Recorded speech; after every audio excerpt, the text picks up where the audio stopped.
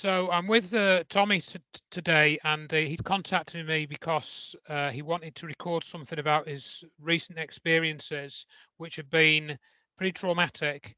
And Tommy, as you know, was familiar with this targeted individuals sort of situation, and he recently contacted me to say that he thought he'd now become one of these TI's targeted individuals.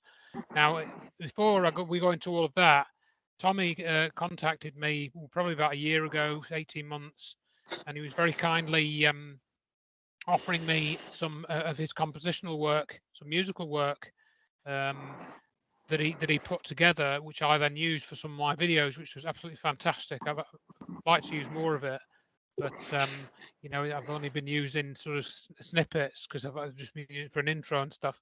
But this, if you've watched these recent videos that I've done, then Tommy is the chap that actually put that music together, and it's really good. So you know, Which I'm I'm honoured really by. grateful for that.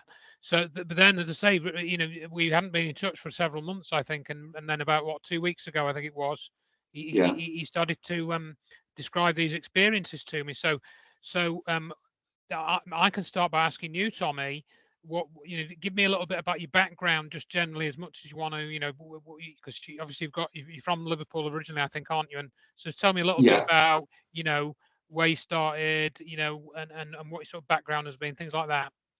yeah, sure. Well, as brief as condensed as I can, I've always been involved in music ever since I was a kid. The first band I was ever in when I was basically just under 11 years of age, my brother's band, and then from then on I went to record other bands. But I was knocked over in a car accident in 1980, 2000. 19, you back? Yeah, you keep going. I'm just fiddling with this view setting thing. Yeah. Yeah, in 1984, when I was 15, I was knocked over. Long story short, that was court settlement, and the money I got from that, I bought a recording studio equipment with, and I went to a commercial recording studio called Powerline Recording Studios in the Old Garden Recording Complex in Bootle in Liverpool. And then from then on, I was recording bands and producing for other bands at the time, and commercial business. And then we ended up getting a major record deal with Wow. subsidiary major record deal with Jerry Lewis from the Amazon Recording Studios. So I sold the studio then because we were recording in Amazon, which is a legendary studio now. It's used to be Kirby, just outside Liverpool, basically. And we went there to record, and then we released records from their house music. The original band's called the Safe House. Well, now it's called Safe House Mark One, and it's back releasing again as well because I'm back in touch with my old partner. And yeah, just went on there to produce some bands and stuff, not largely underground stuff. Oh, wow. Some of the stuff went, in the top 100 dance charts, but it's all underground stuff. I've worked on Okay. stuff that's had commercial success and stuff, but namely Too Funky 2 and the Pawn Kings, they're really well known. Well, the Pawn Kings Right. even more well known. So it's not too much success, but a lot of underground stuff, and it's carried I on doing see. music from there. And So, then but basically, what sort of yeah, time scale are we I talking kicked, here then? yeah, I kicked it in the head in about 1998, 99 area, and then went into work in housing as an housing officer, funnily enough. Okay. And I dedicated myself because I'm purely working class, absolutely. I'm that proud of it. But that's a middle class and upper middle class environment, middle Yes. management level. And I spent most of my time trying to fix the erroneous notices of seeking possession that was given to people. A lot of the time, unbelievably, Andrew, a lot of the time, they were the victims. But because they had tattoos or because they spoke a certain way, they were downgraded to that of an ant or a rat in the sewer. So I spent most of my time doing working what I wanted to do, not doing their work, doing what I wanted to do, which a lot of the times, unbelievably, is fixing their mistakes. And you give it, as you know, can you imagine getting notice of secret possession from somebody who's financially struggling and socially struggling, as they all are? I comes along and they can't recognise what I'm doing because nobody works in that way. But I spend most of my time working in housing, protecting people and solving problems that they couldn't solve you know, like gangs and drugs and crime on that angle. I solved it creatively, Andrew. I even got told I was a genius several times, but because I'm a working class person, I was like the enemy in their quarters. I was like a Trojan horse, and I was able to solve problems that even the upper management, they struggled with these problems for 10, 15 years in particular people, particular families. I come along and it's solved, all creatively, Andrew, all by communication. You got the, Great. you know, straight away they build a sense of trust with them, and they realise, well, you know, after they got the shock, you're not the usual housing officer twat type, you know, because I'm from Liverpool, that helps as well. So basically, I was working in housing, protecting the working class from a lot of the time these erroneous notice-seeking possessions or NOSPs, and putting them back together and straightening out the complaint. Most of the time, just the people who are doing the complaining about these individuals, they're the actual problem. See, they go out, these housing officers, Andrew, and they do no investigation, zero. They're not interested in the working class. It was in a purely, highly middle class driven environment working in housing, and local authorities and housing associations all across the Midlands, you know, Nottingham, down to Gloucester, Worcester, all over the place, Leicester, and even not too far away from where you are in Derby. But I spent most of my time, and they were paying me, but I was doing the opposite of what they wanted, and they didn't even know. So that became my crusade, if you like, you know. And it all came about by accident, Andrew. Well, basically, I stopped in about 2015 and then went back to doing music again and doing some part-time support work, which I still do now.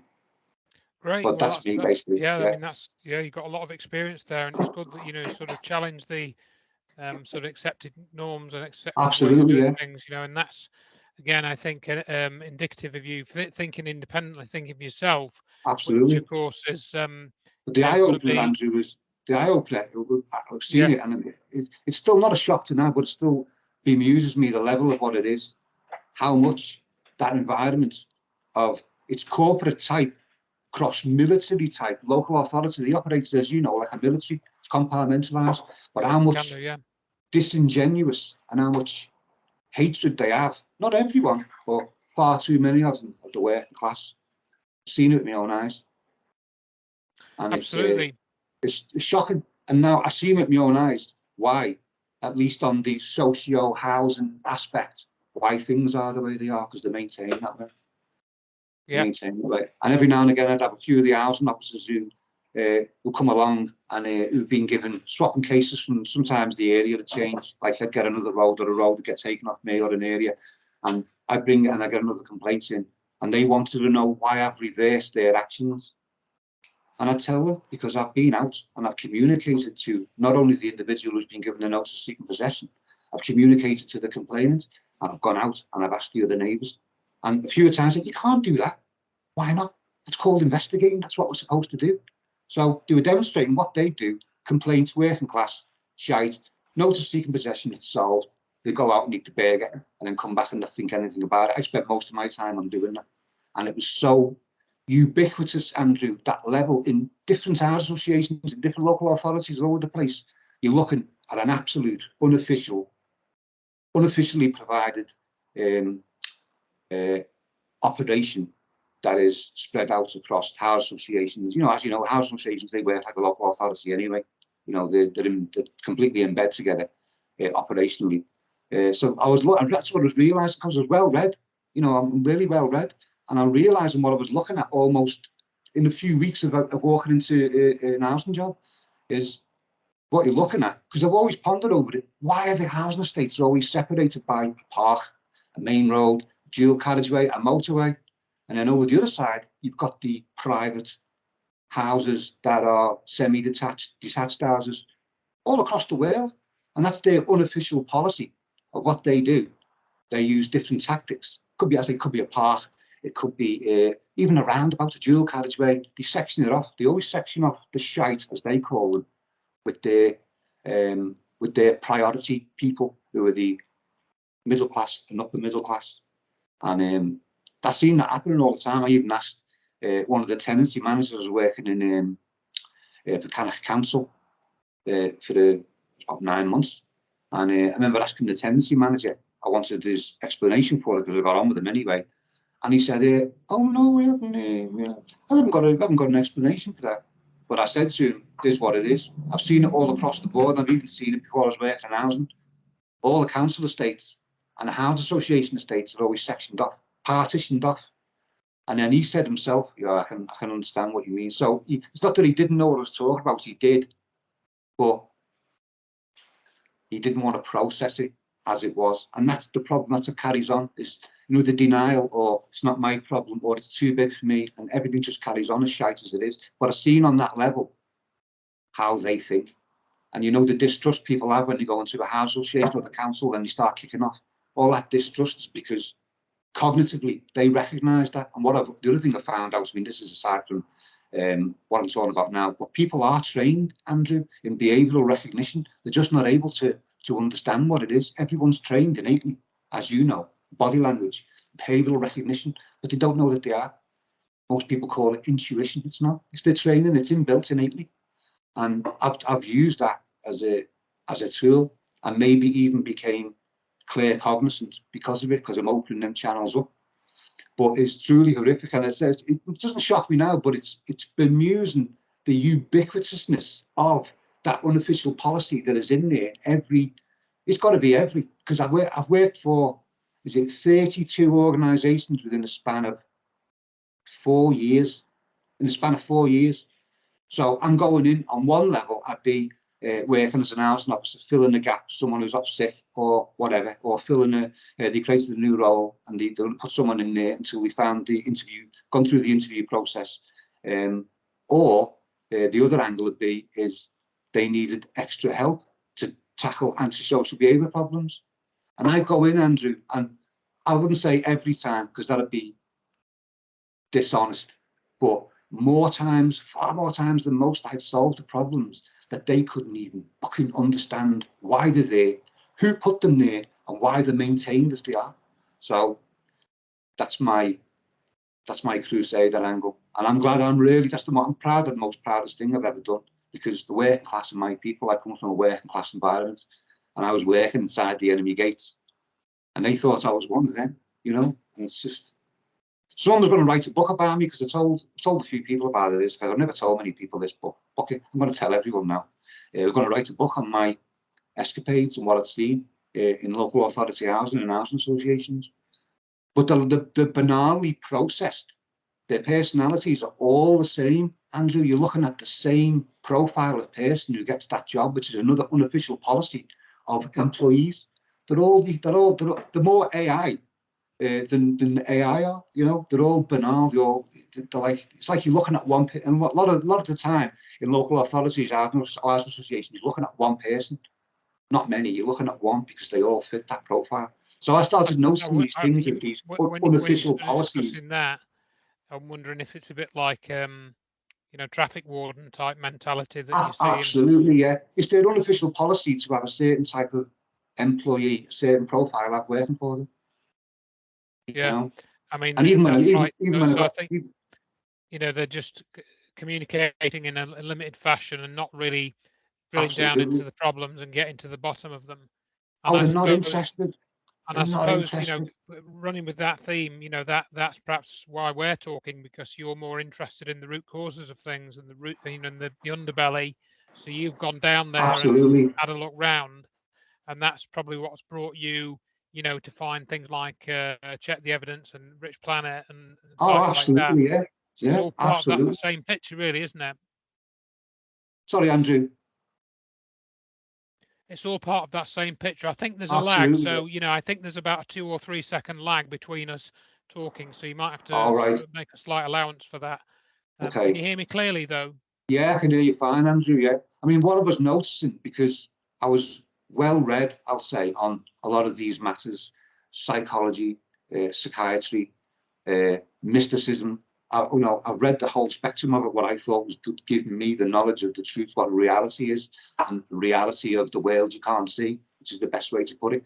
But what I was noticing, it was in the first few weeks of working in housing, started to notice the concomitant levels of how prolific their organisations are. They're all the same. They're all the same. They're all the same type of people, and they've all got the same ability. I say all, not all, but enough to call them all. You know, Majority. yeah, enough to call them all. Because they all, like you're dealing with one person, and I was bemused and shocked at the time. I still am in a certain way to understand they're the deliverance of unofficial government policies, and they do it with the same stealth, covert tactic inside the operations, because they have training every time there's a legislation change. They always have training, like any corporation does. And being on them training programs, there's legislation change to the Housing Act or Landlord and Tenant Act, and social behaviour Act, whatever, that training.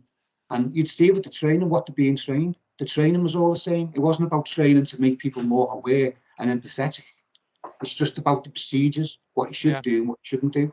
And that's another delivery method of how these unofficial policies, that it's unbelievable, Andrew. It's so, as you know, imagine, it's so in your face that other people wouldn't even notice it, but I noticed it because my eyes were open when I went in, and I've never been the last thing you could ever call me physically or socially is a middle class person.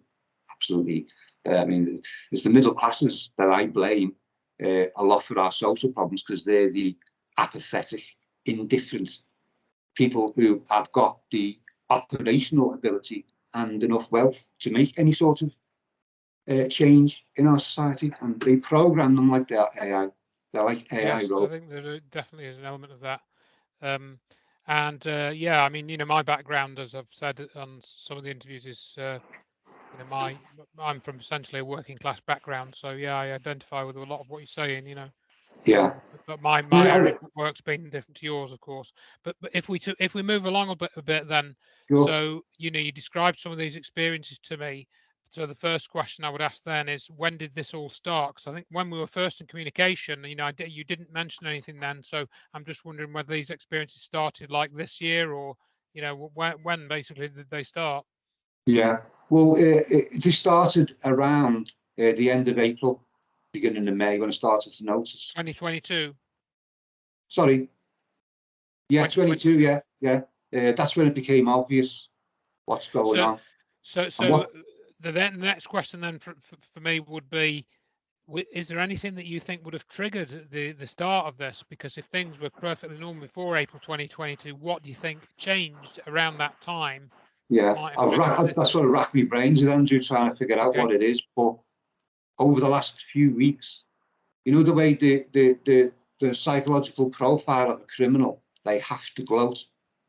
They have to gloat. It's part of their pathology to gloat. Criminals gloat. Oh, I done this last week. I done that. Do you know that thing that happened in the paper? I done that. They've got to gloat. And the same accolades what the mafia have done. They have to gloat sure. about the crimes. Well, these criminals gloat about their crimes, and what I found was this actually started around 2018. Because what Okay, they done, they give me a certain signature click in my ear that I noticed from around 2018, around about summer 2018. okay. I thought that was strange. And with reading about alien abductions and the alien phenomenon, which I don't believe they're aliens anyway, but I thought, hang on a minute. I started thinking, as many people do, maybe I've been abducted. The thoughts cross through your mind. So that was sort of Because in 2018. You were getting this clicking this in little, yeah, one ear, both ears, no, in the left ear, in the left ear. high, Okay. high pitched, high pitched click, like tweet. And was this during the day all the time? Was it when you're going to sleep, or when you woke up, or randomly, or? First noticed it in the evening, and it happened maybe once. It's hard to go back and see how many times it happened, but it usually happened in the evening, and it's about once or twice a week or something. I just Okay. thought, I'm even getting older. It's me. You get hearing loss, Yeah. because Yeah. Yeah. high frequency comes Yeah. down a Yeah, bit and I when mean, you people can get suffer older. from tinnitus as well, can't they? Or tinnitus, just Absolutely, yeah, yeah, you can easily sort of put it down to that, can't you, if you're thinking yeah. along those lines. But so, so then, any hospital visits around that time? Did you have any trips to No, hospital or anything like that? Any no, surgery? Nothing. nothing And at all. And the any only reason I recognised it is because uh, about just over a couple of weeks ago, whoever it is, their criminal gloating was them giving me the same sound that I got back in 2018, as if like that's how long we've had it in you. Giving me this criminal growth hint, and that's when it dawned on me. No, I've had no hospital visits. I've had no corona jab. The last thing I'd ever had. Well, not even the last thing I wouldn't have. Nothing like that. I don't go to the doctors. Fair enough. Don't go to the hospital. So when this sort of started up again, then it was the clicking, because you did send me some files that you'd recorded, didn't you? I first processed it. Is that the end of April, I think. Starts May, I think it's the end of April. When I'm going to sleep, I started hearing this scratching in my left and right ear. And then it became more till I noticed it more, because the operator's going, no, you need to do it a bit more so he notices. And I processed it at first as an entity problem. That's the first thing I thought about, is an entity problem. And then I'd say it took about the best part of a month, slowly but surely recognizing what it is. But during that time, I started noticing the tailing outside. As soon as I go outside, cars follow me, all sorts of stuff. So let's just break that down a little bit in terms of, so you got the click in at first, and that was kind of just sort of in the evening you were mainly hearing that, and it was pretty. Was there any pattern to it? Was it one ear? Did it start in one ear and then go to both ears, or Both ears. Both ears, mostly in the left at first, but in both ears, but more prominent in the left ear. Yeah. So then you mentioned that you heard somebody talking about an operator. So was that a human voice? Do you think it was a mechanical, synthetic voice, or was it just an impression of a voice, or was it actually a male voice, a female voice? Could you tell? No voices, Andrew. No voices. Communicating to them in the form of their clicks, which is horrific. There's no, the voice to skull phenomenon. I don't know if that's so what you said a couple of minutes ago, then, just to clarify that, then you said, or do it this way so that he notices, didn't you? You said that. So you in other words, that the clicking changed in such a way that you felt that they were now ramping it up, and they wanted you to notice that it wasn't like old age, it wasn't tinnitus, it was actually something was being done to you externally, deliberately. Yeah, that's what you meant. Yeah. Yeah, and then we're basically just after. I'd say around about a couple of weeks after I first started noticing at the end of April these clicks, that the harassment started with just one car. So how did that start then? Tell me the first sort of incident that you thought, hang on a minute, what's going on here? Yeah, it started at first with a black Mercedes, quite a new one, was following me in different parts. That's the same Mercedes, and it took, ding dong, it took a while to figure that out, but it's the same Mercedes. And then I went past it one time and it completely turned around and followed me. And I'm starting to thinking at that point, this is this TI shit. This is targeted individual stuff. Okay. Were you able to get the registration number of the car? I have got some. Because what I was going to say was, that now you can go onto a government website and you can put any registration number in, and it will give you the MOT history and all of that. And I wondered if you'd sort of gone to the lengths of doing that or anything. Yeah, I have done some of that, but you know what's happened with it, Andrew? I've stopped even noticing them because they're that prominent. I'd be spending, I wouldn't be driving. I'd be filming them and processing them because it's that prominent, and that the amount of cars that follow me and tail me now, it's not even worth noticing one. I filmed them, and I took that information to Birmingham Police, who I found are absolutely involved in this. Absolutely involved. I've heard similar things before. That you take these things to the police and demonstratively involved, Andrew. Absolutely involved. Could you send me any of this video that you've got at all of? I can do. Yeah. We could probably put that in this video and just see what comes of that. The more common one, what they do, Andrew, is they'll go in front. Some car will come in front. They know I'm coming up. They know. If they've got access, they've got their finger on the pulse of infrastructure, of CCTV, road cameras. Obviously, they've got all that. So there's nowhere for me to go, which is being demonstrated. There's nowhere I can go. So the common one, what they'll do, and they've still done to this day, even before several times, a car will go in front and it slow down. So I've got to go about 15 miles an hour on a 30-mile-an-hour road, or maybe 20-mile-an-hour road on a 40-mile-an-hour road. And sometimes the other cars will come alongside at that point as well, slow me down so I can't overtake. That's every day. That's every time I go out. And did you notice like a gradual increase in this sort of activity, or was Yeah, it like yeah, it was. very It was. sudden? It was almost like if you could draw a graph on it, you would see a straight line ramped up, and that's you're looking at.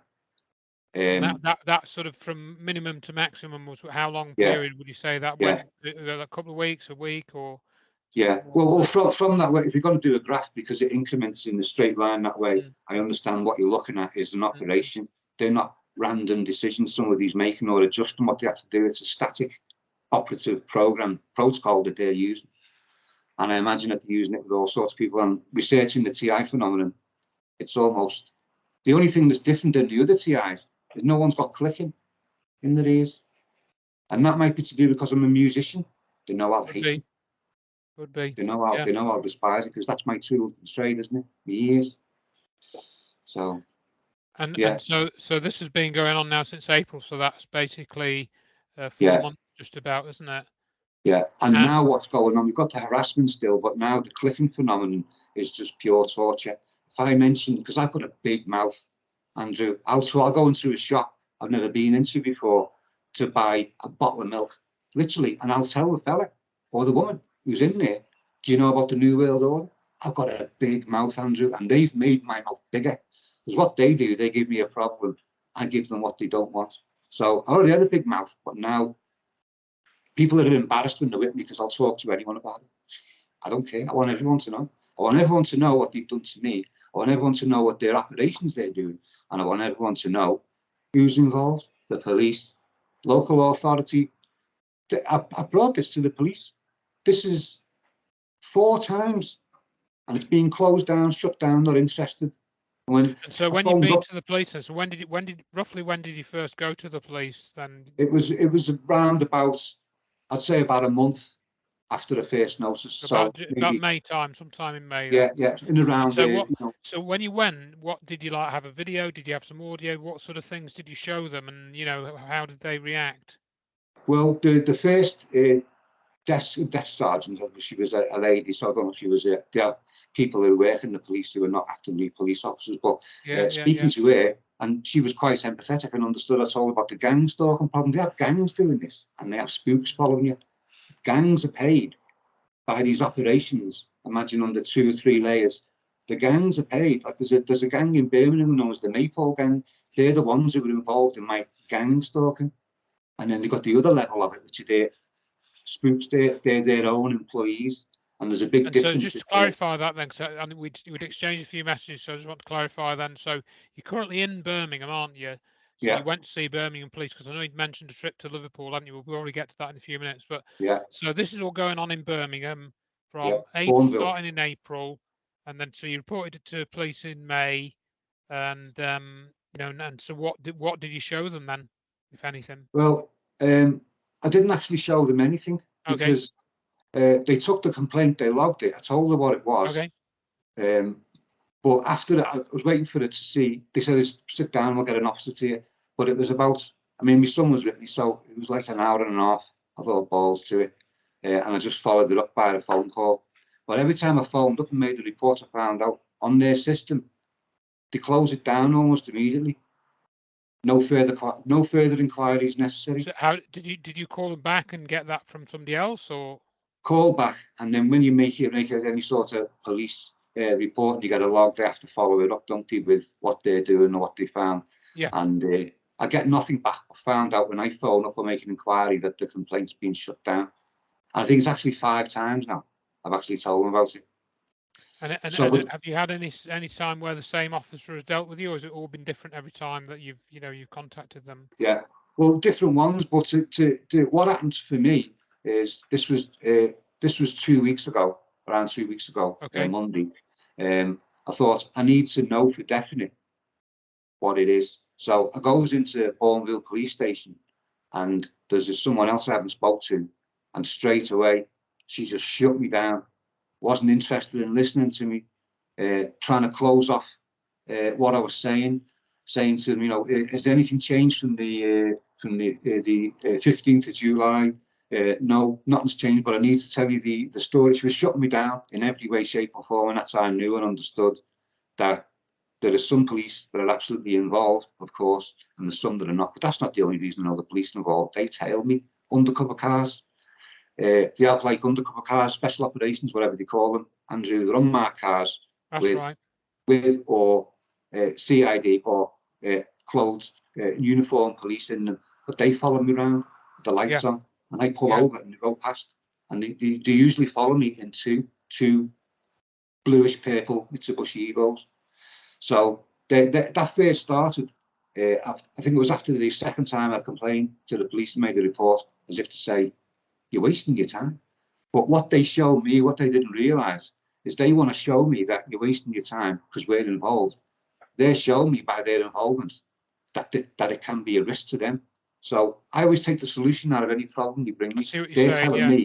They're telling me it's important for me to understand that it's getting closed down because it's absolutely necessary, because you feel they're making it more and more obvious that they're involved. So you know as well as I do, Andrew, they wouldn't waste any resources. That's right. So you can interpret that as them saying, well, look, you know, we know that you know, but you can't do anything about it. So, you know, we want to give you that message that you can't, but actually you can. So that's kind of interesting in itself, that, you know, that psychology. Well, you know as well as I, Andrew, anything covert can only be at certain positional pieces. Most of the system is overt, local authority, police, or whoever. So that's what they've got to manage. And I'm using that fact that there's always far more overt than covert of any operation in police or local authority anywhere. So yeah, exactly. They were saying to me, you're wasting your time, but really they're telling me they don't want me to complain because they can put them at risk. They're telling me what they don't want to tell me because operationally, behaviourally, they're like fucking ants to me. I can understand more about their behaviour. I can look at someone, Andrew, I'm not being funny or nothing, but I've showed it to several people, demonstrated it. I can look at someone and I can understand their childhood just from a sentence, because everything leaks out information. Everything pours out information, and understood that a long time. So everything I look at tells me what it doesn't want me to know. This is like, you know, what you're describing is a form of psychometry, which is where, you know, people say that they can hold an object, like particularly a personal object like a wristwatch or some jewelry, and then they can hold that for a few seconds and pick up the person's energy field. Well, I haven't got that ability. I haven't got that ability. It sounds like that. Yeah, I can look at someone or take some information from them, and they're leaking to me information that they haven't got a clue they're leaking. And if it's leaking to me, that's why I've learned and understood that people in general have got behavioural recognition, but they're just not able to put a name on it. They can't give it a nomenclature to understand it. I agree, and I think you saying that, you know, might offer some system shuts it down, Andrew, doesn't it? Doesn't want you to think on them. But I think that you know, you saying that, and this is kind of what I wanted to get to in one sense, is if you're sensitive to that and you have that ability, then, you know, that is of interest to certain groups, and therefore, you know, that may make you more susceptible to this is, as you were saying, what's the reason why? To the sorts of how this come about? strategies That could be one of the reasons that I've got a big mouth. They're going after you because I've got a big they mouth. know that you're sensitive. Massive. I can understand that. I've got a gift. My gift, you know, God gives everyone a gift. You know, it's undeniable from what I've read. He gives everyone a gift, primary gift. Mine is the gift of understanding. Absolutely. And I think, you know, a bit of what you're describing reminds me of, you might have watched one of the programs that Richard did with a guy called Dan Sherman, and he decided he described himself as an intuitive communicator. And some of what you're describing sounds like like a form of intuition. You know, it's probably more advanced than that from what you described. If some information comes to me, I'm able to. I mean, I knew this even when I was a kid, but I'm not like people in general. They've got a behavioural recognition installed in them innately, but I'm not able to recognise what it is. I had that since when I was a kid, and I understood that information. I even had to deliberately not use that information that people are leaking to me, because they might have thought, how do you know that? You know, and I've always known that, but I've turned that in my adult years. I've turned that into an apparatus. And something that communicates or moves. If someone moves in front of me or acts or speaks, they leak far more than they realise that they are. And I think everyone's got it. It's just that I've paid attention to mine. So whether it's Yeah. understanding, or it's clear cognizance or clairvoyance, or whatever. I think everyone's got it, but they just shut it down, Andrew. And I know you know that yourself, but you've dealt with this phenomenon for a long time, with with the system, what it is and what it wants to achieve, and the covert nature of all the operations that are there. They absolutely do not. And I think So this is probably primary, I'm guessing, but it is because I've got this gift of understanding. I've got a big mouth, and they want that I shutting think down. also, there's other people have said that there is the powers that be have a technology, or more than one technology, where they can tune into a person's energy field, their sort of Yeah, energetic yeah, signature, and basically do what the hell they like in terms of yeah, they can mess with their mind. They know where they are geographically, yeah, and this can all be determined at the push of a few buttons, presumably. yeah, So I think, like you say, if you're moving around the place, and you described a bit of this to me before we started recording, then and there's no CCTV, your phone's switched off, you haven't got any technology near you really that should allow you to be tracked. You've got an old car with yeah. no sort Tried of it. Yeah, tracking device in it and no yeah, electronics. They can still yeah. find you Absolutely. Tried it. because Yeah, they know your genetic or morphogenetic signature, yeah. But they and got then this they. synthetic telepathy, Andrew. They got a So tell me synthesized about beat. that, because this was an interesting term that you described to me, the synthetic telepathy. Tell me more about, how you came up with that term and what the experience was that kind of led you to sort of describe that phenomenon. Yeah. Well, when I first did the clicking sound, and I processed it first as a, well, not potentially, I did process it first as it's an entity issue, because I've had experience with entities and knocking sounds and all sorts of stuff, like ever since I was a kid, and just thought nothing of it. So I was able to process this other information that when I was younger, I was unable to understand what it is.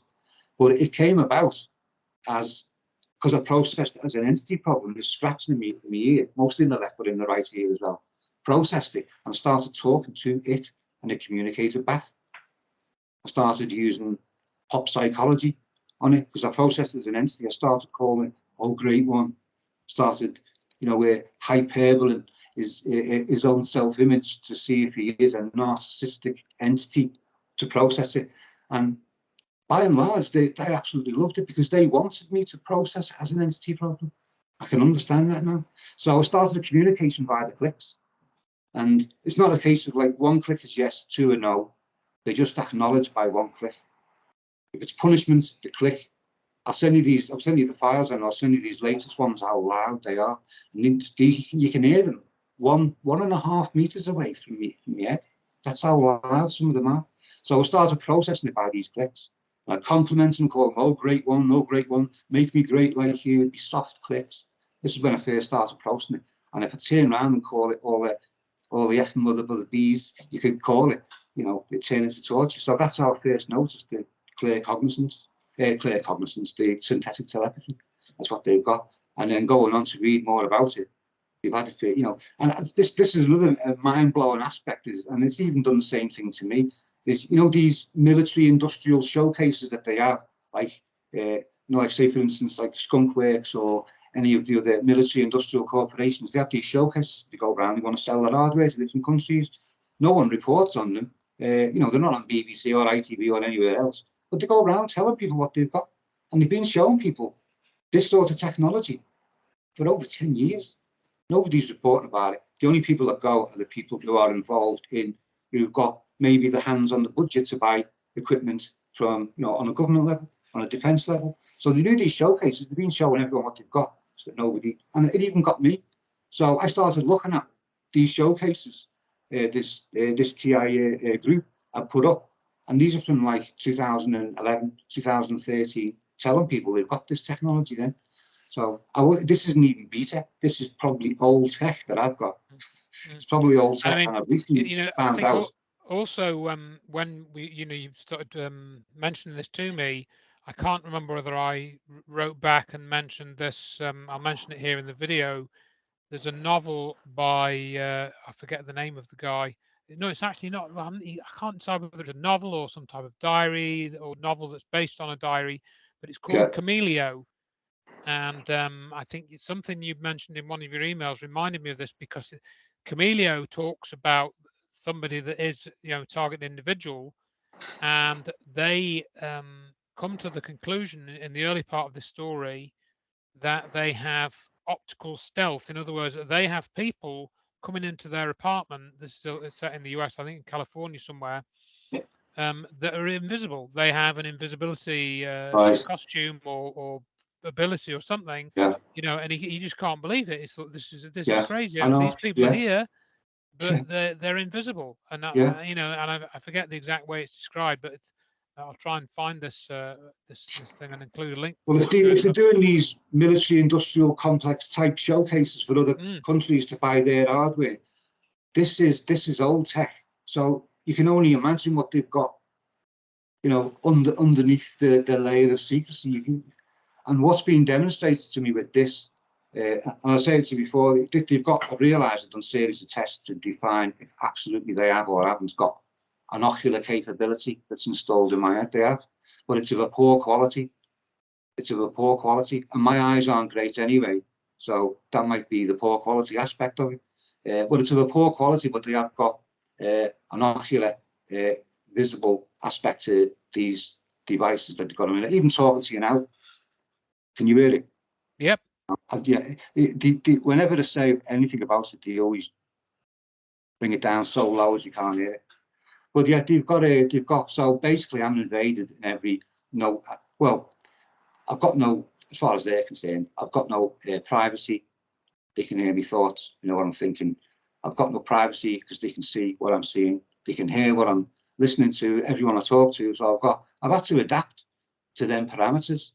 But luckily for me, and I was saying to my son again before, through the reading that I've done, and it was a strange way it come about, I've learned how to compartmentalize partitions in your mind. And it came to me a long time ago. And without that coming to me in the way it did, I would have been now, but I've learned to straight away, almost not straight away, but pretty soon after it started, I learned, hang on a minute, I've got to try and compartment. And I remember thinking about this book, this mini book came to me in the 90s. Someone, I think one of the friends actually left it by accident in my house. I used to carry around all these books in the bag, you make all care, so I used to carry around all books, anything from the Bible to Aleister Crowley, all in the same bag. And I think he left it there, and that was a technique. It was a mini book on how to it was a Buddhist type technique on how to compartmentalize your mind, and that come almost nearly straight away as soon as I realised, and I'm able to do it. So as far as they're concerned, they can see and hear everything, but I know that they can't because I've tested it too. They don't. I can So compartmentalise. what describe the incident or incidents that made you realize they could see through your eyes or see what you were seeing? When you Well, sort of yeah, come to that understanding? it first came about as as a question. They've got the ability to hear. I mean, they hear me thoughts. That's clearly demonstrated to me. That's Okay. absolute, a definite. Have they got? What else have they got? So I started testing to see if they've got any visual aspects, ruling out cameras, ruling out spoof cameras that might be in the house, ruling out every other aspect. And it first came about, noticed to me that start recording the clicks, started recording all the clicks, and they'd know when the phone's going up. And I've got my phone covered. That's why I had to pick me. I've got my back camera and front cover covered because they've hacked my phone, Andrew. A long time ago. I mean, like, probably they've hacked it for ages. They've had this shit in me, Andrew, since 2018. So God knows how it got in there. They probably. There was one time in 2000, around about 2018, as far as I remember, I thought something flew in my ear. It was like a fly in your ear, and because of my ears, I sort of panic. And there's not a fly in my ear. I don't want a fly in my ear. And something flew in, but I took no notice of it.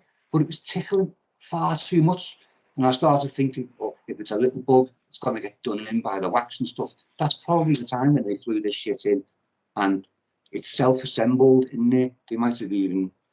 I think what I think they've done, and this is a guess, but looking at the technology that they were showing even 10 years ago and showcasing, and probably what they've got now is, as you know, if you're done, your work is done with RDH, the lower than angstrom level of manufacturing processes. So whatever it is, they flew it in, and it's self-assembled in my head.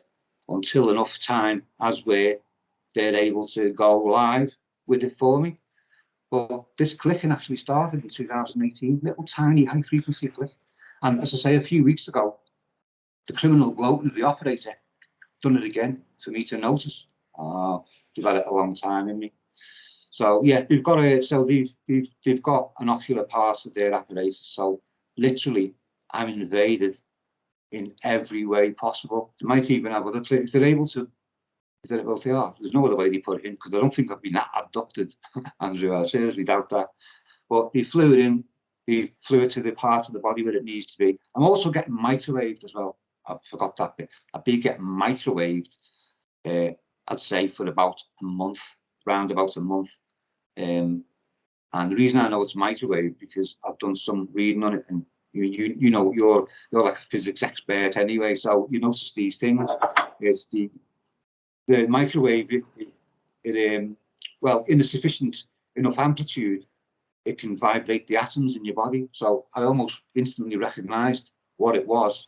I want to say instantly. It took a few days. But my legs started shaking, moving, and becoming like a tighter frequency cycle, and then it become more of a lower frequency cycle, so it vibrates more, and then they're able to do it through my body. It started with my legs and started to go very up.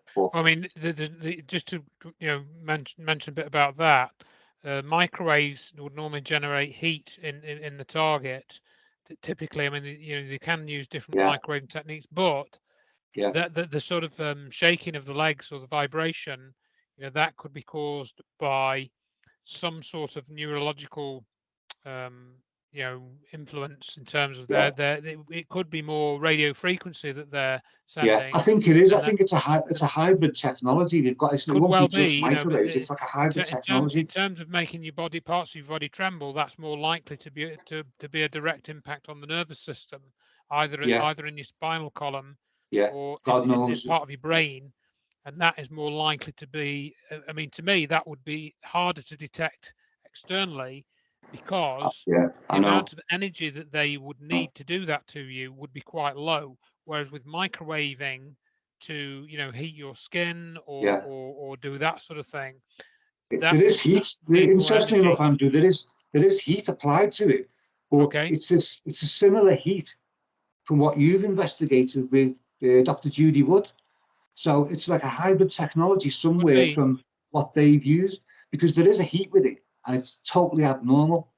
And it goes from head to toe. But another part they've got with this, whatever is microwave or hybrid type technology, they can surround my head when they want to torture me.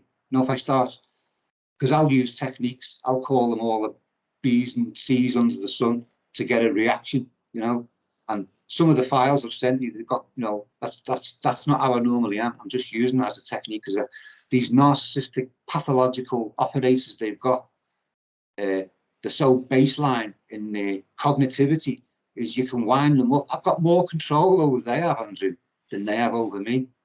And I haven't got any devices. I'm not part of any black op, and I can use that as a tool. I used it, and then the clicking becomes more.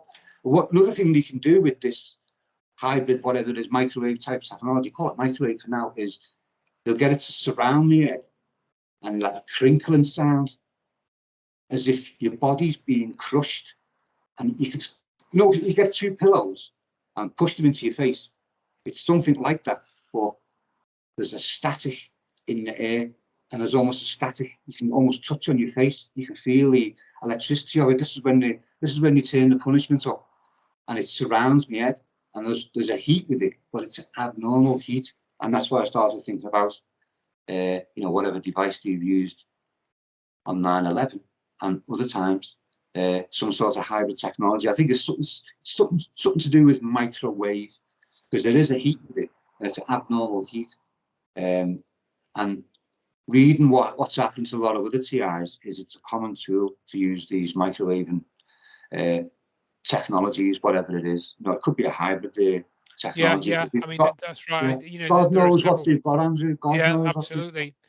All we've got is the threads left that I can process. That's it. We've all got the threads, and I think we can identify certain likely candidates. But like you say, there could be various sort of mixes of technology, hybrid technologies Yeah. and different sort of versions of those. So When I it's start not to just time attack them, short we're dealing that's with, when they come back at me. yeah, If I and start of to course attack them verbally, you they'll. can't get any answers officially.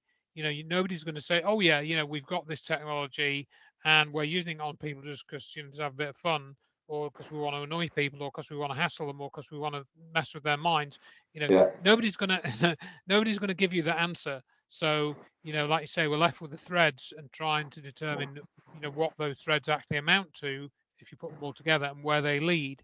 So you mentioned, I think, just before we started recording, that you'd had an incident quite recently, where you've been into a shop. So tell me about that. In the shop. Mm. I think you said mentioned something that you've been followed or something, or somebody had got out. Oh yeah, no, just like I'll talk to anybody about their operations anywhere from the New World Order to coronavirus. I'll talk to anyone I like, and I'll even talk to people who you can, they don't look approachable, but I'll talk to them. They've made me into what they don't want me to be, and I've done that by, in part, explanation of plucking out the solution of the problem they're giving me. I turn it into a solution. So Sure. they've made it worse for me. So I'll go I mean, into a shop. I just maybe I got the wrong end of the stick, but there was an incident that you described, which I think happened today, where your son was with you, and Oh yeah. I was in the chemist coming back. In the so chemist, describe, yeah. was it somebody that stopped at the same time as you and came to the shop just after you or something? Just describe that. Well, I wind these up by saying to him it's a shoestring black hole budget, which is a paradox, but it's a shoestring black hole budget because they've reached out into the gang territory through the police they've got connections with, and Masonic angle as well. And they've done this all over the world to create the biggest army and the cheapest army you can imagine. So a lot of the operatives are not only untrained, they're leaking information that they don't even know they are. And I can spot it straight away. What my son was saying was in the chemist, and this guy comes in, and you can see obviously he's looking at me, he's looking away, he's showing that he's nervous, he's showing me all the physical symptoms and signs that he's not there to buy Viagra or whatever. This is common, but that's what my son was saying before. They're not trained. They're just the lowest form of cheapest operatives that they can get, and that's what they are. And that's the gang stalking element. So what you're saying You then make is it that obvious.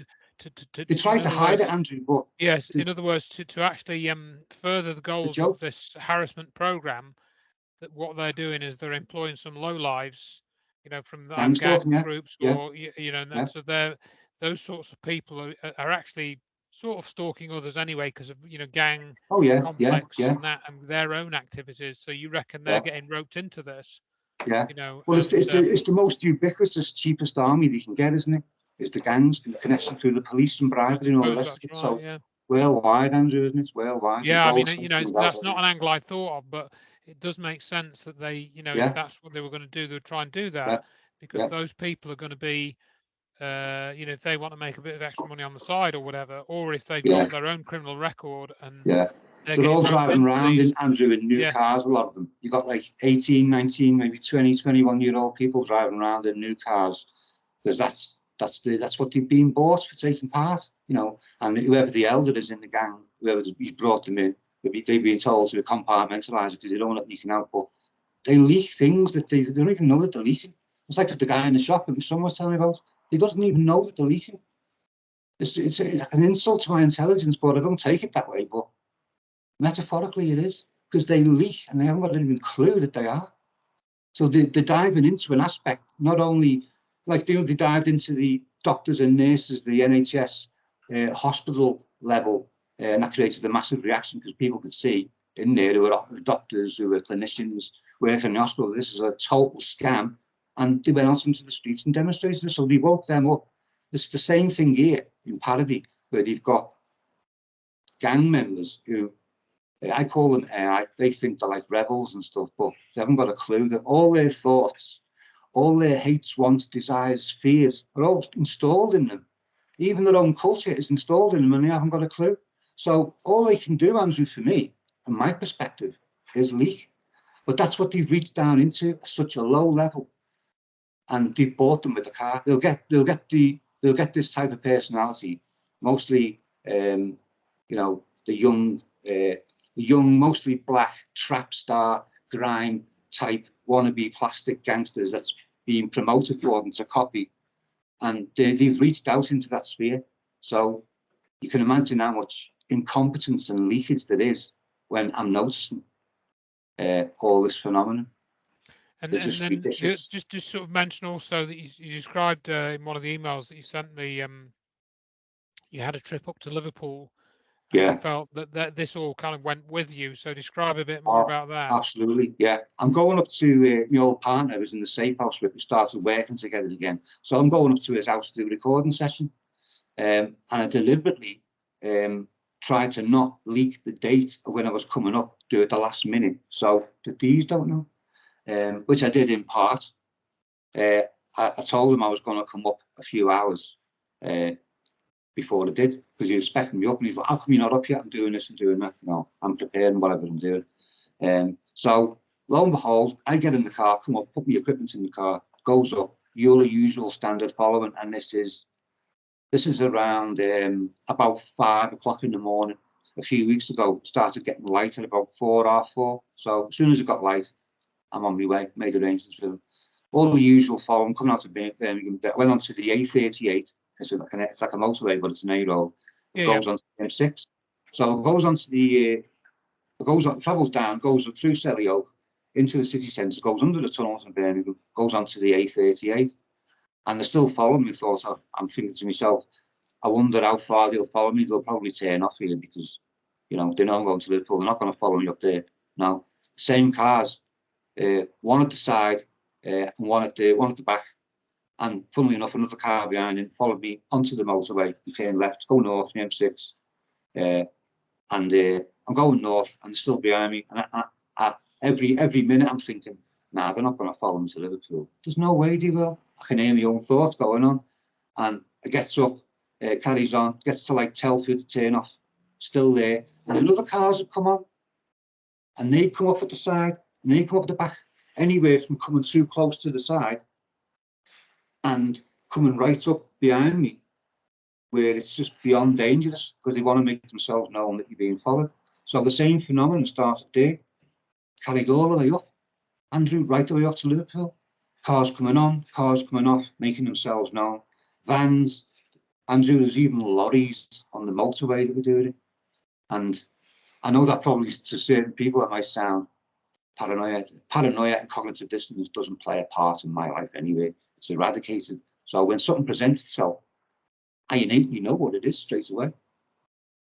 With them techniques I was telling you about before, it just leaks information to me. But they're making it so obvious. It's not as if they're And trying to hide it. They want it to so be obvious. there's another incident that you described to me about this this Liverpool actor. Do you want Yeah, to yeah. describe that incident? And when was that? I can't remember if you told me earlier on when that incident happened, but just describe that. That was, what was that, 3 weeks ago? So it was about 3 weeks ago, when I was in Liverpool.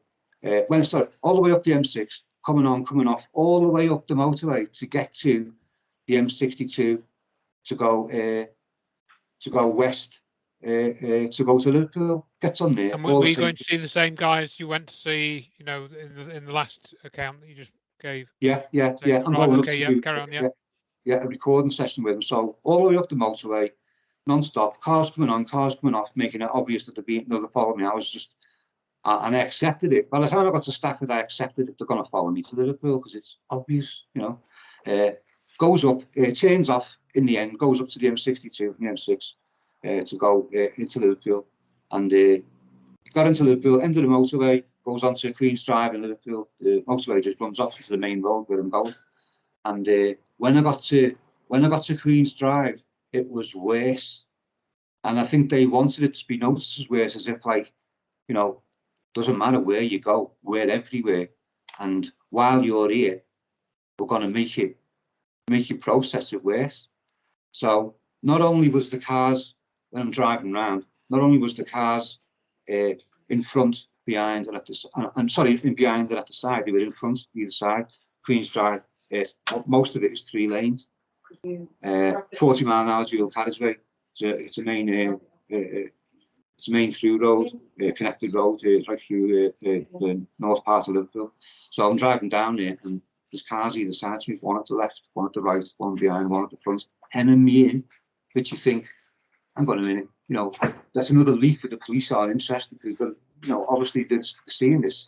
They must be seeing this. You can't not see it. And the motorway cameras on there, speed cameras, all sorts of cameras all over the place. They're noticing it, obviously they're not bothered. But when I got to Liverpool, it was worse. There was more cars involved in Liverpool than there is here in Birmingham, which I think they wanted me to process it that way. So I'm thinking, I'm trying to process this, so I'm not going to be friends with this on me. I'm going to be bringing this to his house. So I started driving around all over the place, went to Bootle, driving around Bootle, seeing, getting as much information as I can. How many are following, how do they following, turning my phone off, all the rest of it, you know, trying to lose the tail. Not able to lose them. Even when I stopped for a period, a car had come 100, 120 yards away and just sit there. They wanted me to know I was being followed. But I thought, I'll have to go and see my friends, expect me. We've got a recording session set up and there's people coming that are going to record for a week. So I just took that chance. I don't think I should have now, but I went to it. And while I was on the way there, on Queen's Drive, same phenomenon. There was a car in front, car behind, one at the side. And I get to the lights to turn on me to my friend's road, and lives in Norris Green in Liverpool. And the car at the side moves forward, past the traffic lights on red. The car behind me, as the lights just going green, the car behind me at the side pulls up. Same black Mercedes type has been following me in Liverpool for ages. And it sounds crazy what I'm going to say, what it is. I said to you before, Stephen Graham, the actor in Liverpool. I've met him once a long time ago, and I've been telling my son, because my son's interested in, he wants to become a director. He wants to be a director. He's a script writer. He's 17. He wants to get into the film industry for the right reasons. So I met Stephen Graham, you know, a long time ago, blah, blah, blah, blah. But being involved in music in Liverpool, Andrew, is sort of like you get to know, you know, like these minor celebrities and stuff. And I've been telling my son that, you know, seeing Stephen Graham, this is like mid-90s when he wasn't really well known, and watching his, you know, films and stuff and TV series and what he's done. And obviously they've listened to that and processed that.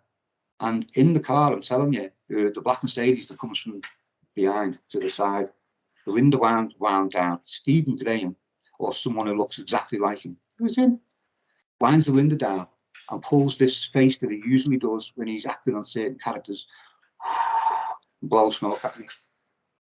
And I just, that was one thing that got to me. It got to me, as it impressed the hell out of me, to be honest with you. I admired what they'd done, how they'd done that, because they wanted me to process that in a certain way. And obviously I'm not going to process it the way they want. All they can do is misprofile me, guaranteed. But when I seen that, I understood that I don't entertain cognitive dissonance or denial. It was Stephen Graham. They wanted me to notice it was Stephen Graham. Or it was someone who, I mean, I talk quite frequently to my son about Stephen Graham and about a few other Liverpool actors and stuff that I used to know, like Paul Usher, Barry Grant from Brookside, and a few others. So I spoke to him. I met him once, or I used to know him, or whatever. And to do that, I've been recently talking to my son about Stephen Graham, so they decided to pluck that one out the hat and put him in the car. But it didn't do what they wanted it to do. Yeah. What it done, unfortunately, is it impressed me. You know, it's like the same reason I've studied Rome and the Jesuits for God knows how long, understanding their operations, and they impressed me. The banal, decrepit, psychopathic, lying, narcissistic, cancerous organisation as they are, but their operations impress me because they're able to do certain things, and I processed it in that way. I'm not going to process it the way they are. Oh, how did you do that? No, I'm processing it as the fact that they almost straight away. They were listening to my conversations, of course they are, and they were listening then, and they've got Stephen Graham or somebody who's like, it was him. Andrew doesn't say it was somebody like him. It was him, pulling the same face that he does a lot of the time with his characters on Very TV. strange. Very strange. Yeah. So, Well, I another was reading about it as well. As a part of this TI phenomenon is they do get famous people to turn up. Street theatre, they do street theatre, or sometimes the Pope will turn up at one of these TIs. It's part of the phenomenon to wreck their head. You know, they want it to process in a certain way, as if like even the famous people are against you. You know, so yeah, that's what it was. And even when So, I told my so son, one he's of like, the other things we talked a little bit about, and people can look this up, was this in 2011 there was a bioethics committee formed under the Obama administration in the US, and they yeah, organised several public hearings, sort of public yeah, hearings, and I think the last time I checked, which was a few years ago now, these were available on YouTube still, and I did mention these to you. I think you'd already were familiar with that, and so what I was going to ask was, and it doesn't really, I mean, this is sort of that is a bit of background for people, and this your answer to this question might be related to that, or it may be related to other things. But what I was going to ask was, what sort of similarities have you noticed between what you've experienced and some of what other targeted individuals have experienced? What are the sort of common threads and themes that you feel that you've experienced? yeah. A large part of it, Andrew, a carbon copy, because it's the profiling aspect is probably minimal. What they're using, whether to put this on someone or to not put it on them, or to observation, or whatever decision they're making will be static. And all their operations are static. They're using the same thing on everybody, which is and identify as a military project.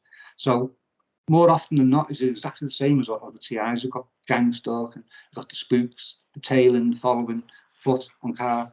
Um, the what's common one is the what they call voice to skull, which I don't know if I've got. Mm. Maybe I have, where they can generate voices, different voices in your head. Which is that technology's been around a long time. It's even been on Yeah, I think at least mainstream 20 years. TV. Yeah. Yeah, and yeah, the voice to skull phenomenon. I don't know if I've got that, but I've got this synthetic telepathy. Maybe I'm a beta test for a new, more developed version. They've got ocular ability, so they can hear me thoughts, hear me conversations, see everything that I'm looking at. And I've had to adapt with them parameters, because you've got to adapt, because if you don't, you're dead. You won't survive. So it is absolutely lucky that I'm well read and understood on what governments and institutions are, not the advert for them, the reality So of them. from So going on to that angle of things a little bit then, so any thoughts on who might be running this? Do you think this comes under MI5? I mean, obviously we've talked about police involvement and stuff yeah, like that. yeah, What? Tell me any sort of research you've done on that, or any specific things that have happened to you that have said, "Yep, yeah, okay." yeah, You've mentioned the police are involved. Any other groups which you feel you've got some kind of strong indication or evidence even that they're involved? yeah. I think part of it is, it won't just be one thing, but I've mentioned this to you, is when the corona hoax hit, when they started to lock down Britain, I went mad. I went on the internet, created a Twitter account, and started blasting it on Twitter. And usually if I do anything, my IP address is hidden standard, but I didn't. I reacted, went on Twitter on my phone, and started blasting them. One of them was, I went onto the New Scotland Yard Twitter page, started to give it to them, swearing at them, all sorts of stuff. So what the effing are you going to do when you draw your last breath and you realise the type of parameters and conditions of the environment you're in? What are you going to do then? I didn't mean it. Let me off. And that's that'll be part of that probably part of the decisions that they've made to put this on me will have been me targeting New Scotland Yard, because I blasted them for about, maybe about 15, 20 tweets, all really long, blasting them the truth, but swearing at them and all sorts. So what happened then, I think I've told you this, what happened then, and chronologically, this is where it started. Around about, at about the same time as the Twitter rants, my phone that I was on, Virgin Network, on a contract, my phone signal dies. Well, what's wrong with that? So you start the all usual stuff, pull it out, pull it back in, have a look at your settings, stick your SIM in another phone. My phone line had been cut, and it stayed cut for 3 days. And after on the second day, I sent it a form request on the web to Virgin to look into. My phone line's been cut. What's going on with it? Is the bill isn't paid? Of course it is. I'm trying to find out what it is. Got nothing back. And I made it about 2 or 3 forms I filled in for Virgin, I was getting to the stage where I'm going to have to phone them because my phone's dead. Cellular and mobile internet is dead. So this is into the third day. My phone comes back on, and I noticed it by accident. Thought at the time I'm processing it as, I didn't process it as this is on purpose. I just thought it was a bit funny. Me going on, blasting everywhere over Twitter, and the account I used for blasting everyone on Twitter when I was completely angry when they made these decisions to shut down. And the anger, Andrew, was because you know it's coming, and they done it. So the anger was quite. So I didn't bother to add my IP address. I went on Twitter because I don't use social networking, but I installed it, and made an account just to do it. And I wasn't processing at the time. It's definitely something to do with my rants. But later on, that's where they've got my phone, and my phone has been hacked. They're going in on the carrier level, because imagine the back doors these bozos have got into social and physical infrastructure and radio infrastructure. They've got the finger on the pulse of it all, with all their apps everywhere where they need to be. So later on, I realised, like this year when this happened, that's when it started. It all started from that would have been part of the decisions they've made to put this on me, because I ranted. Not just them, Birmingham police, Bourneville police as well. Bourneville police are involved in these operations. No doubt about that whatsoever. They've demonstrated, they want me to know that they are. As I said before, because they want me to think that my complaint's going nowhere, but it's actually the opposite. So yeah, that's when they got my phone. Andrew, it was in 20. 2000, yeah, it was no, I when I first noticed my ear thing was before that, but my phone line got cut. It was about, I'd say about 6 to 8 hours after them Twitter rants, but I didn't process it as connected at the time. Only later on. But looking back in retrospect now, that's when they've got my phone. So my phone is permanently. I mean, that's that kind of you can see if you're going directly to the police and trying to sort of go back at them. Rightly so. I mean, I myself, I wrote to Derbyshire Police. I know. When they were, that was sort of, I think, late March, when they were sort of sending drones out to the Peak District, this crazy nonsense. And brilliantly done, Andrew. So you can, if you're going at it, someone there, I can understand that would give them some sort of motivation to to try and sort of intimidate you in some way. I think it has. I think it's definitely played a role.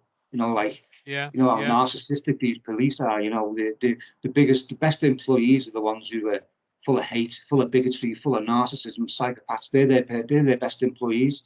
So if someone's got to see my tweets, whoever's managing the tweets on Scotland Yard, that's angered them enough to. That's why I think it's probably played a role in the reasons for putting this on me. Yeah. But I've stopped trying to think of why they put it on me. I mean, how they've done it is a case for logistics, and I don't know how they've done it, so I'm not going to waste time with that. They can fly it through the air. That's the most common one that I've come across. That's how they've done. And with my ear being, thought something flew my ear in 2018. I had this clicking noise afterwards. I didn't process at the time, but that's probably when it went in. And it's self-assembled, or they've done it another way. I don't know, but because that's a case for logistics. So all I'm interested in is what they've done and why they've done it, not so much how they've done it, because you're wasting time trying to process it. So. But that's chronologically, that's an idea of what happened. And that, as I say, 2018 that is when that does make some kind of sense. I mean, it's if this cognitive ability, this apparatus they've got, it's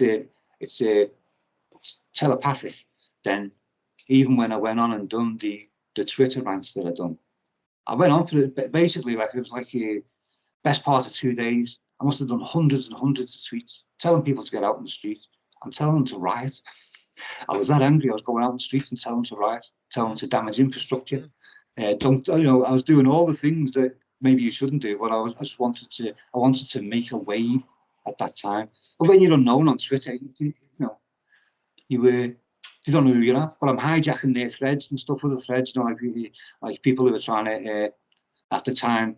There was people on Twitter, probably maybe even Black Ops themselves, talking about how unnecessary it Group is. 77, they made this big announcement that they were going to patrol misinformation, didn't this Group 77, which is part of the army, and Yeah. made me smile. So, yeah, maybe that sort of factors into this as well in some Yeah, shape I or think it form. probably has played a part in their decision-making process why they want to put this on me. But I can't help but thinking, Andrew, there's another reason. I don't know what it is. I want to know why. I do want to know why, and maybe Well, for me, might be from outside, what you said, of my it ability goes to back process it because I to haven't got that goes information. But I back to want to what know you were why. saying about your, this sort of intuitive ability that you have. I've got a big Maybe mouth, Andrew. well, That's a then big that too, problem. the two together, maybe that's what sort of tipped them over the edge to say that you're a person of interest or whatever to try out. And as you said, it could be some beta testing of some new techniques and technologies to see, Yeah, how people react to those, yeah. and I stuff mean, like like that. I'm So, talking to you today. I mean, I'm going to do as many of these as I can. I'm not going to stop until they'll probably suicide me, or I'll go missing, or some other parameters, and I've created a dead man's trigger. But I told well, these people, what you're doing is you're creating the very thing that you don't want me to be. yeah, It's yeah. pure, unadulterated Obviously, we don't incompetence. want that to happen in any way or Yeah, shape or form. So, yeah, of course, if you want to approach other people, then yeah, absolutely, see if they will yeah, talk to you and give you a bit more sort of yeah, airtime and so on. yeah. But I think Anywhere and everywhere, Andrew. yeah, I mean, for now, I think we've probably covered the main points. So, I think if we sort of would wrap it up and just say, well, is there anything else you want to add, or any final thoughts, in the Yeah, I mean, obviously, the other thing you can do, I told you on the email, and they only demonstrate this every now and again, only a few times. They've got the ability to raise my heart rate to near heart attack levels. They've got the ability to put a pound and internally pound it in the air as if you're getting it with a baseball bat, but internally. They're able to put what sounds like, when someone's having their 3 month or 6 month sonar test to look at the baby, and they've got the sonar on the what do you call it, ultrasound. Sounds like that in my ear. And I think, apart from the microwave and stuff that's going on, they've got the ability to make a cracking sound in my neck that other people have heard. And what was that? I said, that's my neck. So that could be because there's something in there in my neck. God knows where they put this infrastructure inside me. It could be everywhere. It could be all over the place. But they've got the ability when they want. They've demonstrated it. More demonstrated when I was in Liverpool. Because when I was in Liverpool, they wanted me to leave. They don't want me talking to other people. That's why they ramped it up. They don't want me being in Liverpool, where I'm from, talking to other people. They want me where I am, where I'm able to be controlled as far as they're concerned. So that's probably why I went worse in Liverpool. But they've demonstrated they've got the ability to give me an heart attack anytime they like. They've done it several times at near heart attack levels. I've got a really strong heart. okay, well, okay. So is there anything else that you want to add, or should we just leave it there? And maybe What you'll you want get to say, some Robert? comments when I post this. You might get some comments. I Yeah, might get some emails. So obviously, I'll feedback anything to you that comes back. And obviously, if you could send me any sort of still images or video, yeah. I'll send you, Andrew. Yeah, definitely. Yeah. I'll have more of a look at the files that you've already sent me if I get a chance. Because What I you know you sent could do quite a for us, few. Andrew, because this is where your speciality is. I've got these two recordings. The clicks are so loud. Yeah. You could probably hear them 30 feet away. And I've recorded them. They're really loud. They let me capture them for some reason. Just mostly they don't, but they let me capture these. So I'll send you them. Okay. Put them through a spectrogram, and have a look, see what you can find out about it. Because that'll be I'll have a interesting. look, but I'm not an expert with the sound as such. You're probably more of an expert in that area than me, working in Well, your studio and that I've sort of. never bothered with the I, spectrogram. I'll So have a look, but yeah, I don't know what. I'll have a look, but I don't know if I'll be able to determine anything from that. So I'll I see. think And there's probably something there in the electronic clicks, the implants. maybe, There's probably some maybe information there that can be could be. drawn Yeah, out I'll have a look. from spectroscopy, Okay. spectrograph. Okay. Well, I think So yeah, if you can send me that stuff, I mean, I think it's probably if we wrap it up for now, and obviously I'll The say only other thank. thing, Andrew, is Go on. there's tons of other people that have got this situation.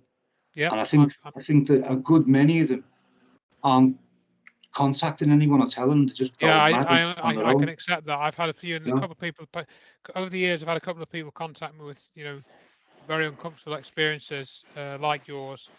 I don't think I don't think I ended up recording them for various reasons, but Yeah. I mean, yeah, yeah, absolutely. I think it is a much bigger problem than is acknowledged, and I hope oh that yeah, people who see this video, it will give them a bit more strength yeah, to oh, speak, absolutely, to come absolutely. And that's forward. the main thing. Is Yeah, it's hard to process, but whatever problem comes to you, you have to turn it yeah, yeah, round to your advantage. I've yeah, even told these that this isn't your operations. I've taken over, and there's yeah, all you can do about it. yeah, And I'm serious.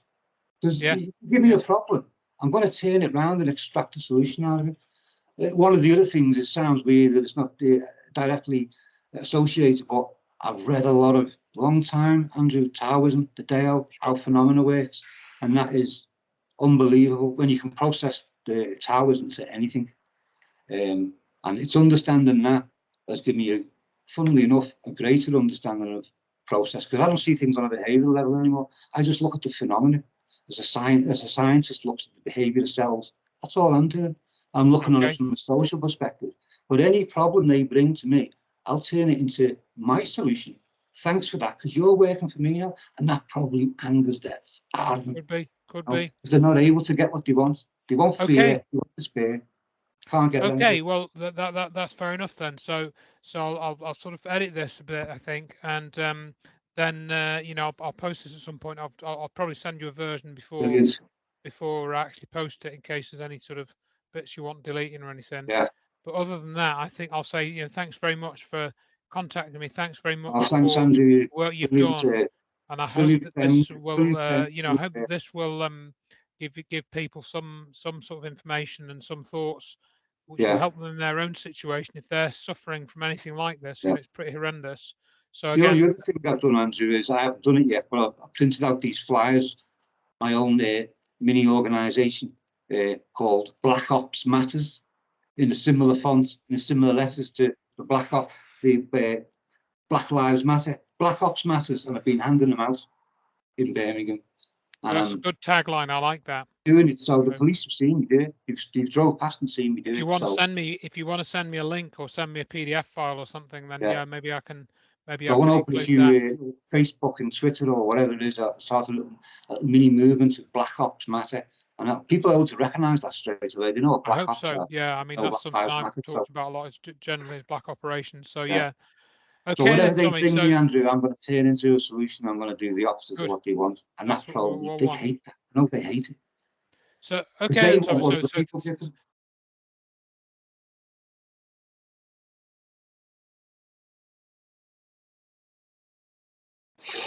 On the gang stalking elements, they're paying the gangs to follow us around.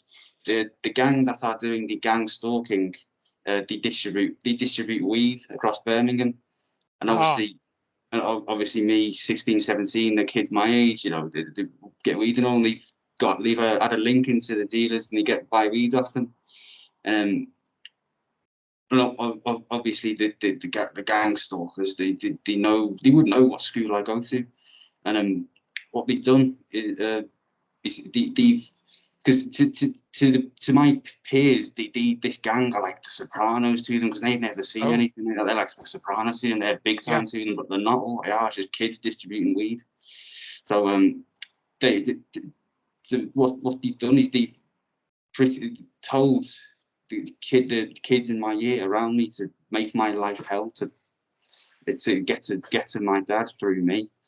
And so what they've done, pretty much, the kids around me pretty much tried to bully me. It's failed, but that's what they've done. They tried to bully me, like taking the piss out of me, talking about me, conniving about me, kicking me chair and all that, pushing me. The maypole ones who they've been selling weed. Yeah. And that's what's happening. It's started around late November. Then it's continued until I finished this year of school in July and all that.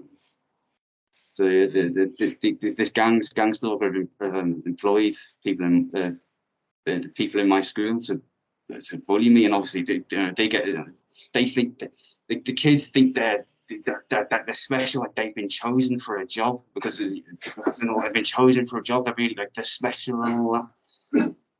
It's installed, isn't it, though? It's installed if you don't know it. Okay, so you feel that you've also been targeted at school because of you know, your father being targeted. That's basically what you're saying, yeah? It's tried to cause as much disharmony in the home and wreck the family. Yeah. Yeah, it sounds like it. Tell Yeah. Andrew though as well that you've had to, although you've got me as support, your mum and stuff, you've had to handle that yourself. Internally, you have to handle it yourself. It's just made you stronger. It's just made you 10 times stronger. That's it. The way I've had to handle that, obviously, I've had to handle it myself. You know, there's only so much. You know, my dad can do with support. I've had to handle it myself, and I've handled it as best I can. You know the secret, don't you? Though the secret, the solutions inside the problem. That's the interesting thing, Andrew. Is, you know, the way infrastructure is built, especially with the internet and with TCP/IP, is they build the data packets. They build a solution inside. They build a solution inside the problem. Well, the problem being the data packet, but whatever goes wrong with the data, there's a solution there. They build infrastructure with it, you know, hospitals and roads and stuff. And you know, I'm saying they do it right, but that's absolutely the biggest strength anyone's got is realizing that you program yourself. You might as well take control of it because you do it anyway. That's all it really is. So we're programming ourselves, we're programming our fear, we're programming our hate, and a lot of it's programming coming from the peer group installation and the TV and, you know, all the social media and TV aspects of films. Everyone's getting programmed, as you know, but when you take control of it, as you realise, because you are programming yourself, and you can tell yourself whatever you want. And if you take control of it, it's not, you know, what I found is the easiest things happen to be the hardest things to do, but they're the easiest things on paper. But if you take out, it's like what my son's like, he's coped with it in part, or maybe more than in part, through realizing that you do program yourself, and he's taken control of that, and he's gotten strength from that himself. I'm hoping the Andrew is going to be a far much better, improved version of me. He's writing scripts, writing films. He's wants to go into the film industry and stuff. In fact, I should send you his one of the scripts for film. You can read it through. So, but he wants to do that, Andrew, because he wants to do it for the right purposes. To get Good. That's great. in the similar vein as someone like Oliver Stone, you know, or some of the other Kubrick, in the same angles, is to educate people through the visual media, through the visual arts, and he's got a drive to do that. Andrew, that's like almost insatiable. But Wow. he realizes himself, and that's every problem that's brought to you, that actually bring you the solution you don't want to have. Thank you again for spending time with me.